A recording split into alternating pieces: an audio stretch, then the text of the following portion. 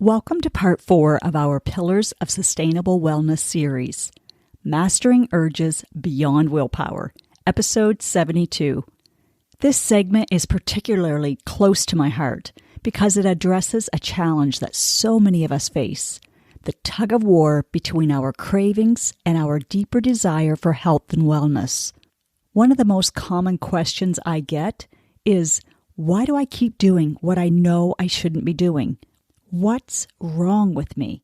Hi, I'm Clarinda, and you are listening to the Feel Light Mind and Body podcast, created for women like you.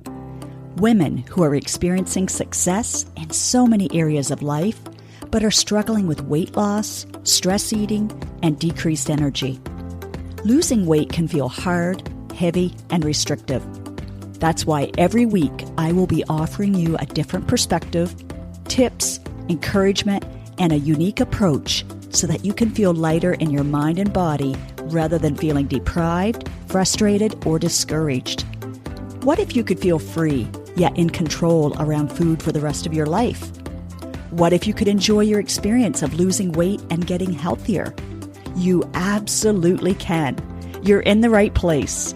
Take this time for yourself and let's dive in. Ever notice how, after indulging in something sweet or savory, you just want more? It's all about dopamine, a feel-good neurotransmitter. It's a chemical your brain releases in response to pleasure, creating a loop that keeps us coming back for more. Our society, with its abundance and constant exposure to food cues, doesn't make this any easier. We're bombarded with the message that more is always better, that food is the quickest comfort for any discomfort, and that resistance is futile. We often are a bit hungry, but we feel an urge to consume after watching a commercial, seeing a billboard, or social media post.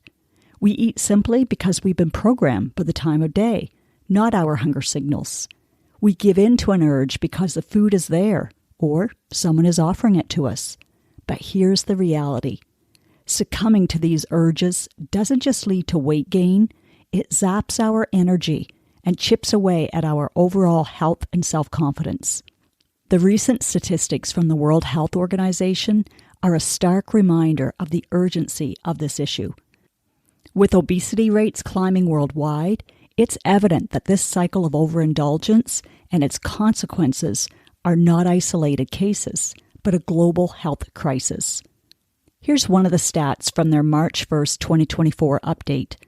In 2022, 43% of adults aged 18 years and over were overweight, and 16% were living with obesity. There are updated staggering stats for children as well. So it's time for a reality check. Do we really want to align ourselves with a normal, and I'm putting that in quotes, that's characterized by declining health and vitality? When others coax you into believing that indulging is a deserved reward, it's crucial to ask, is this truly a reward or a path to feeling worse? Indulging because you've had a tough day might seem deserved, but is it really what's best for you? I want to invite you to shift the narrative. True self-care isn't about succumbing to every craving. It's about making choices that nurture our bodies and spirits. It's about making choices that genuinely benefit you, not just in the moment, but in the long run. As I've often said, and as I explored in episode 50, self-care is about much more than surface-level indulgence. Life's brevity is a fact I've been reminded of all too painfully in recent months with the loss of dear friends. If we accept that our time here is limited, shouldn't we aim to fill it with quality, vitality, and genuine joy, rather than fleeting pleasures that don't serve our well-being? I'm not about extreme measures or restrictive living. It's about finding that balance where the majority of your choices support your well-being, with room for the occasional indulgence, consciously chosen. Last night, I enjoyed a delicious dinner at a friend's home. I savored every delicious bite in no hurry and with no guilt or shame. As much as I enjoyed it, I enjoyed their company and our conversation even more. Maybe you saw my reel where I shared that time together. So it doesn't have to be all or nothing, but the majority of your choices and actions need to be tipped closer to the healthy rather than the unhealthy. Now, let's dive into the practicalities. Overcoming urges isn't about a battle of wills. Willpower is a finite resource. Allowing and managing our emotions, which include urges, is a crucial skill for maintaining a healthy weight. Trying to resist with willpower alone is like holding your breath underwater. Eventually, you have to come up for air, often in a desperate gasp. Willpower and white-knuckling are exhausting. Therefore, it's just a matter of time before your mind will rebel and go to the opposite end of the spectrum, perpetuating the yo-yo dieting journey. Instead, we need to build a foundation of understanding and skills that enable us to observe and allow these urges without judgment or action. It's about bringing these impulses into our conscious awareness, recognizing them for what they are, and choosing not to act on them. This approach is not about suppression, but about being informed, conscious decision-making. It's about trusting the process that I teach. An urge feels urgent, but it's not. That wave of emotion will pass and lessen if we are willing to not resist it. We simply let it be there and relax knowing we are okay and it will pass. That's part of the difference in resisting and allowing. We've been taught to just have more willpower, but since willpower is finite, what do we do when it runs out? I think you know the answer to that from your experience. I know I am all too familiar with caving in, especially in the past. And here's the thing, mastering urges isn't just about a quick fix list of steps. It requires foundational knowledge and tools for it to last. This journey through feelings and urges is a significant focus of the Feel Light Mind and Body program, especially as we delve into the intricacies of emotions in Module 5. Every video in every module has been strategically placed in that order so you can build on a solid foundation that won't crumble if you stay committed to practicing it and not giving up when you, again, air quotes, fail. You will also learn how to not perceive it as a failure. It's simply learning. Data, Not Drama is another video training that I love to rewatch when my brain starts to go on that tangent. I still need what I teach in order to live an extraordinary life. I'd love to guide you in your journey as well, so you can feel more in control of your life and finally make peace with food and your beautiful humanness.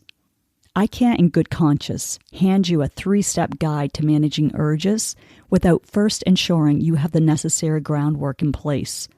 That would be setting you up for a fleeting success, followed by the all-too-familiar tumble off the wagon.